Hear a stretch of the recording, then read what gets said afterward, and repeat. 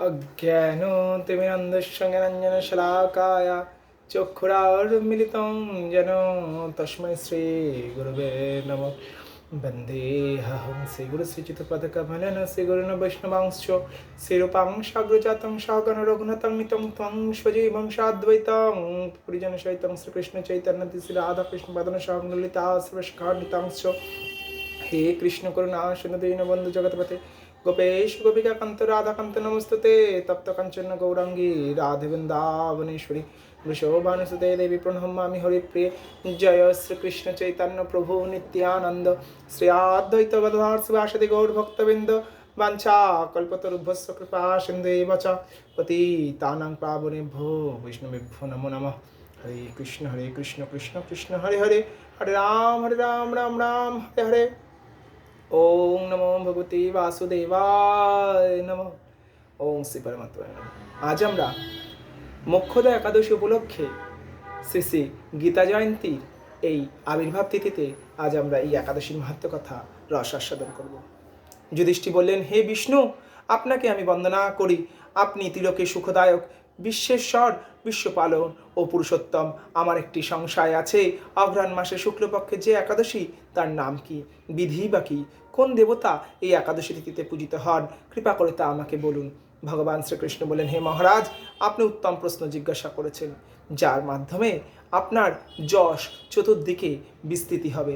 এখন এই একাদশীর কথা আমি বর্ণনা করছি, যা শোনা মাত্রেই বাজপেয় যজ্ঞের ফল লাভ হয়। অঘ্রাণ মাসে শুক্লপক্ষে এই একাদশী মোক্ষদা নামে পরিচিত। সর্বপাপ বিনাশিনী এই ব্রত ও মধ্যেও সর্বশ্রেষ্ঠ এই একাদশী দেবতা শ্রী দামোদরের পুজো হয়। তুলসী মঞ্জুরি ধূপ দ্বীপ ইত্যাদি উপাচারের শাস্ত্র বিধি অনুসারে শ্রী দামোদরের পূজা করতে হবে। পূর্ব বর্ণিত বিধি অনুসারে দশমী ও একাদশী পালন করতে হবে। এই উপবাস দিনে স্তব স্তুতি নিত্য গীত আদি সহ রাত্রি জাগরণ করা কর্তব্য। হে মহারাজ, প্রসঙ্গক্রমে একটি অলৌকিক কাহিনী আমি বলছি, শ্রবণ করুন মনোযোগ দিয়ে। ইতিহাস শ্রবণ মাত্রই সর্বপাপ ক্ষয় হয়। যে পিতৃপুরুষগণ নিজ নিজ পাপ রাশিতে অধর্জনী প্রাপ্ত হয়েছেন, এই ব্রত পালনে পুণ্য ফল বিন্দুমাত্র তাহাকে দান করলে তারা মুক্তি লাভের যোগ্য হন। কোনো এক সময় মনোরম চম্পকনগরে বৈখাসন নামে এক রাজা ছিলেন। তিনি ছিলেন সমস্ত বৈষ্ণবের সদ্গুণে ভূষিত। প্রজাদের তিনি পুত্রের মতন পালন করতেন। তার রাজ্যে বহু বেদজ্ঞ ব্রাহ্মণ বাস করতেন। রাজ্যে সকলে ছিল বেশ সমৃদ্ধশালী। একবার রাজা স্বপ্নে দেখলেন যে তার পিতা নরকে পতিত হয়ে রয়েছেন। তিনি তা দেখে অত্যন্ত বিস্মিত হলেন। পরের দিন ব্রাহ্মণদের ডেকে বলতে লাগলেন, হে ব্রাহ্মণগণ, গত রাত্রিতে স্বপ্নে নরক যাতনা পিতাকে কষ্ট পেতে থেকে আমার হৃদয় বিদীর্ণ হয়েছে। তিনি আমাকে লক্ষ্য করে বলতে লাগলেন, হে পুত্র, তুমি আমাকে নরক সমুদ্র থেকে উদ্ধার করো। তার সেই অবস্থা থেকে আমার অন্তরে সুখ নেই। আমার এই বিশাল রাজ্য, স্ত্রী, পুত্র, কিছুতেই আমি শান্তি পাচ্ছি না। কি করি, কোথায় যাই, কিছুই বুঝে উঠতে পারছি না। আমার পূর্বপুরুষেরা মুক্তি লাভ করতে পারেন এমন কোনো পুণ্যব্রত তপস্যা বা যোগের কথা আমাকে উপদেশ করুন, আমি তা অনুষ্ঠান করব। আমার মতন পুত্র বর্তমান থাকা সত্ত্বেও যদি পিতামাতা পূর্বপুরুষেরা যদি নরক যন্ত্রণা ভোগ করে থাকেন, তবে সে পুত্রের আর প্রয়োজন কি? ব্রাহ্মণগণ বললেন, হে মহারাজ, আপনার রাজ্যের কাছেই মহর্ষি পর্বতমুনি নামে এক মুনির আশ্রম আছে।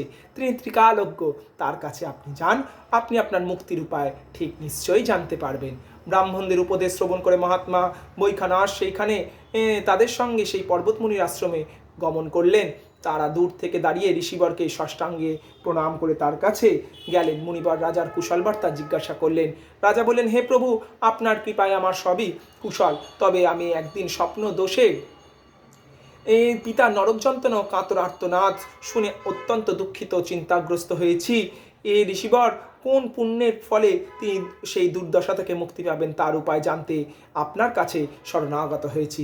রাজার কথা শুনে পর্বতমুনি কিছুক্ষণ ধ্যানস্থ হলেন এবং বললেন, হে রাজন, পূর্বজন্মে তোমার পিতা অত্যন্ত কামাচারী ছিল।